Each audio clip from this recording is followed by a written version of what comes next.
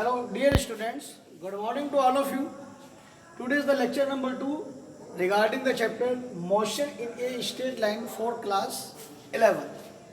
तो बेटे लेक्चर 1 में मैंने आपको डिफरेंशिएशन और इंटीग्रेशन समझाया था और बेटे मैंने आपको बताया था कि डिफरेंशिएशन और इंटीग्रेशन के बिना आप 11th क्लास की फिजिक्स नहीं पढ़ सकती। अब तो बेटे डिफरेंशिएशन और इंटीग्रेशन के मैंने कुछ क्वेश्चन दिए थे। आज मैं जो आपको पढ़ाने जा रहा हूँ आपको डेफिनिट इंटीग्रेशन। तो बेटा इंटीग्रेशन डेफिनिट इंटीग्रेशन तो मैंने आपको बताया था डिफरेंशिएशन और इंटीग्रेशन दोनों एक दूसरे के जस्ट अपोजिट होते हैं। डिफरेंशिएशन मीन्स किसी भी चीज के पार्ट्स करना और इंटीग्रेशन मीन्स किसी भी चीज के पार्ट्स को आपको जोड़ना। तो जो डेफिनेट इंटीग्रेशन है इसमें क्या होता है आपके पास हम एक लिमिट से लेकर एक इनिशियल पॉइंट से लेकर दूसरे पॉइंट तक हम उसको जोड़ते हैं। अब फॉर मान लीजिए बेटे मेरे को इंटीग्रेशन करना है एफ का और जो एफ है ये आपके पास लोअर लिमिट है और ये आपके पास फाइनल लिमिट है। तो बेटा इसको क्या कहते हैं लोअर लिमिट, करेक्ट। और इसको जो कहा जाता है ये कहलाती है आपके पास अपर लिमिट। ओके, अब तो बेटा जो अपर लिमिट है आप चाहे अगर मान लीजिए इंटीग्रेशन आप एक्स स्क्वायर का भी करते हैं इसका जो आंसर आता है वो एक्स क्यूब अपॉन 3 आता है। इट मींस ये क्या रिप्रेजेंट करता है कि अगर इंटीग्रेशन एक्स का फंक्शन है तो 100% इसका आंसर भी एक्स का ही फंक्शन है, बट लेकिन फंक्शन की वैल्यू चेंज होगी।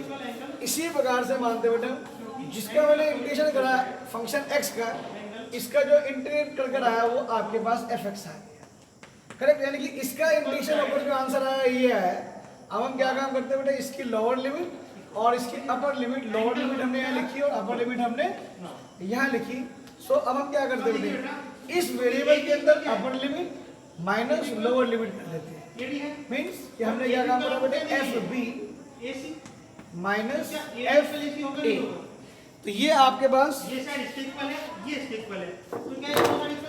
हेलो अबे डस्टर कहाँ है, कपड़ा कहाँ है? अब देखो यार कपड़ा तो देना है, ठीक है ना। अब मान लिया बेटा को क्वेश्चन करके समझ में आता है, लेकिन बेटा एग्जांपल नंबर 1 मान लिया बेटा एक इंटीग्रेशन करना है मुझे 0 से लेकर 1 तक x square into D x. तो देखो बेटा इसका जो इंटीग्रेशन की वैल्यू आएगी वो क्या आएगी it will be the x cube upon 3। तो अब आपके पास लोअर लिमिट है तो लोअर लिमिट को मैं यहाँ पुट करूंगा और अपर लिमिट को हम यहाँ पुट करेंगे।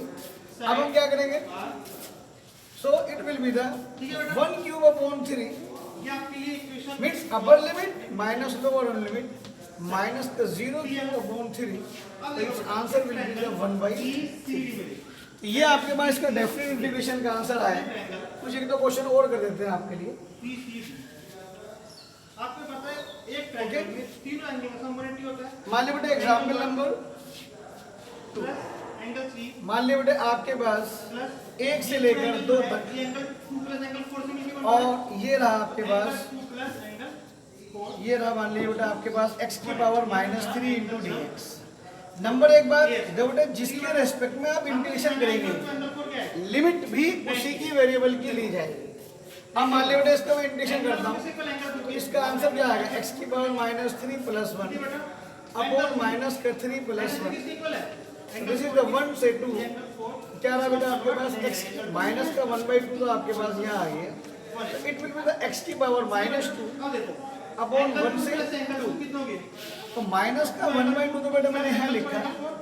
अब हमने क्या करा 2 की पावर -2 एंड 1 की पावर -2। तो what will be the answer minus का 1/2 तो 1 का 2 स्क्वायर माइनस 1 अपॉन 1 का स्क्वायर। सो माइनस का 1/2 1/4 माइनस 1 तो माइनस का 1/2 तो माइनस का 3 इंटू माइनस का 3/4। So it will be the minus plus 3/8 is our answer. तो क्वेश्चन तो ये वो बेटा आपके पास डेफिनेट डेरिवेशन बहुत बहुत बहुत इंपॉर्टेंट है क्लास 11 के लिए डेफिनेट डेरिवेशन। और इस अब साइड मेरे को आपको एक चीज और समझानी है इसके रिगार्डिंग। इसमें भी ये पॉइंट ये लाइन पूरी लाइन कैसी है दोनों लेंथ में इक्वल है। अब आपको दिखाना है ये एंगल 90।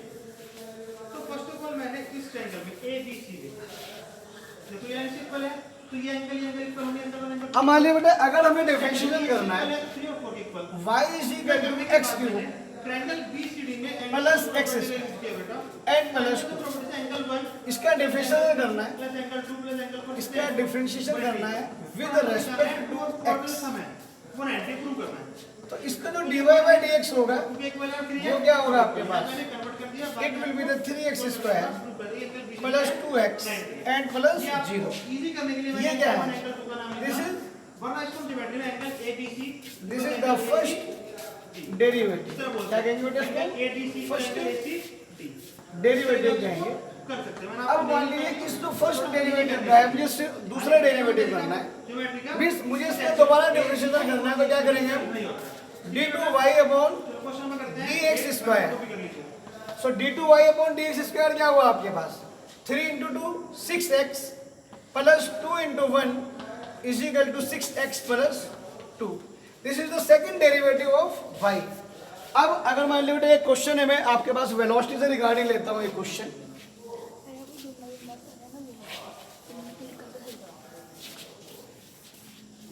अगर मान लीजिए जो वेलोसिटी है, जो ये आपके पास डिस्टेंस ले समझ लीजिए, जो मान लीजिए डिस्टेंस आपके पास जो डिस्टेंस है x is equal to T square plus 2t plus 1 metre का डिस्टेंस है।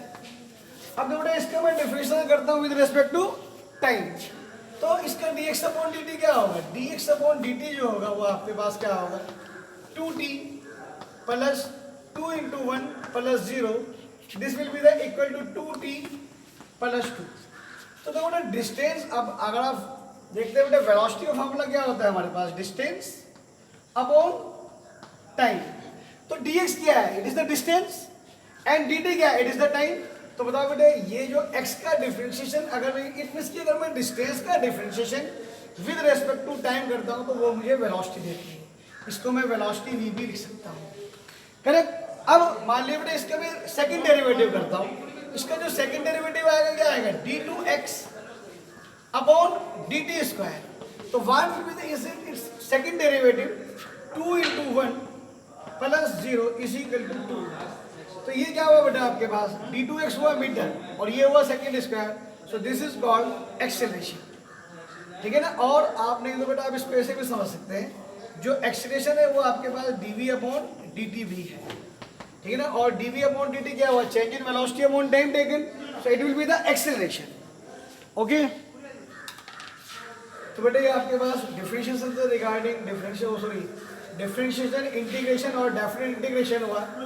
अब इस टॉपिक का जो सबसे पहला पॉइंट आता है point object, what will be the point object. ये ट्रायंगल है ए तो जो पॉइंट ऑब्जेक्ट है वो क्या चीज है, एबीसी में जो एंगल ए है वो राइट एंगल है और एबी और ए साइड अगर मान लीजिए बेटा पॉइंट ऑब्जेक्ट क्या है, डेफिनेशन तो बेटा मैं से बोल दूंगा, आप लोग समझ लीजिए। देखो मैं लिख दिया अगर मान लीजिए बेटा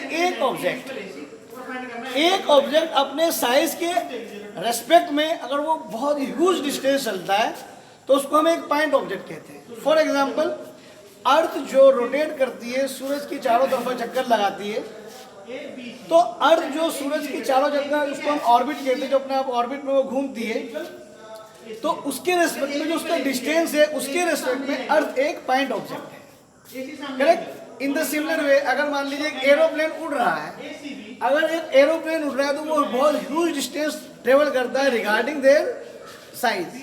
इट मींस जो इस केस में जो बेटा एरोप्लेन होगा वो भी आपके पास एक पॉइंट ऑब्जेक्ट की तरह ही होगा, ठीक है ना। डेफिनेशन बेटा आप लिख सकते हैं, if the position of an object changes by distances much greater than its own size in a reasonable duration of time, then the object may be regarded as a point object। Example मैंने आपको बताया बेटे earth जो rotate करती है around its orbit, so earth is taken as a point object and aeroplane is taken also an point object regarding the distance. Okay 180 अब देखो angle B plus angle C equal 1 dimension 2 dimension and 3 dimension angle B तो what is the 1 dimension 90 degree B और C का सम आ गया 90 जबकि B और सी दोनों आगे कैसे अब देखो 1 डायमेंशन हम किसको कहते हैं मान लीजिए बेटे एक ऑब्जेक्ट जो है मान लीजिए वो स्ट्रेट लाइन में चल रहा है इसका एंगल सी कहते हैं ठीक है ना अब ये जो स्ट्रेट लाइन है वो एक्स एक्सिस भी हो सकती है वो आपके पास वाई एक्सिस भी हो सकती है और वो आपके पास जेड एक्सिस भी हो सकती है अगर एक ऑब्जेक्ट स्ट्रेट लाइन में चेंज करता है और उसकी डायरेक्शन नहीं बदलती तो उस ऑब्जेक्ट के मोशन को हम 1 डायमेंशन कहते हैं तो एंगल बी भी आपका होगा ठीक 45 and next one is the 2 dimension ठीक है बेटा ये हमको फाइंड आउट करना है अब दोनों 2 डायमेंशन क्या है मान लीजिए बेटा ये मेरे पास एक्स एक्सिस है बी सी है और ये मेरे पास एक वाई एक्सिस है ओके और इस पे बेटे मैं एक पॉइंट मान लीजिए बेटे यहाँ इक्वल साइड है अगर तो बेटे ये जो पॉइंट है पी दोनों क्या होगा इसको लोकेट करने के मेरे पास 2 तरीके हैं एंगल से नंबर एक बात इस पॉइंट से बेटे मैं एक परपेंडिकुलर यहाँ ड्रा करूँ और एक परपेंडिकुलर मैं यहाँ ड्रा करूँ तो what is the value of this this is the X जबकि एंगल बी और एंगल सी दोनों and this is the Y तो आपके इसके पॉइंट क्या होगा बेटे एक्स को 90 डिग्री अब देखो बेटा आपके पास क्या होगा अगर एंगल आपको ये जो डिस्टेंस देगा वो x देगा और ये जो डिस्टेंस होगा वो आपको y देगा इट मींस क्वेश्चन है ये पॉइंट 2 डायमेंशन में लाई करता है अगर इसकी x की वैल्यू अगर मुझे y की वैल्यू पता है तो 100% मैं इस p पॉइंट को लोकेट कर सकता हूँ एक दूसरा सिस्टम होता है बेटा पोलर कोऑर्डिनेट सिस्टम ठीक है क्वेश्चन नंबर 8 इसमें क्या है मान लीजिए बेटा o से लेकर ये p तक का डिस्टेंस आपके पास r है ठीक है बेटा और मान लीजिए बेटा ये x एक्सिस से एंगल थीटा बनाता है अब अगर मुझे OP का डिस्टेंस पता है r और मुझे एंगल पता है थीटा तो अगर मुझे r और थीटा की वैल्यू पता है तो 100% इस पॉइंट को वी कैन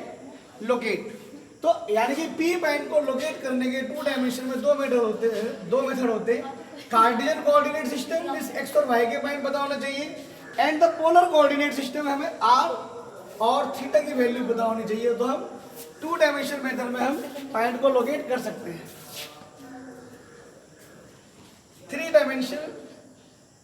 डायमेंशन में क्या होता है बेटे 3 डायमेंशन में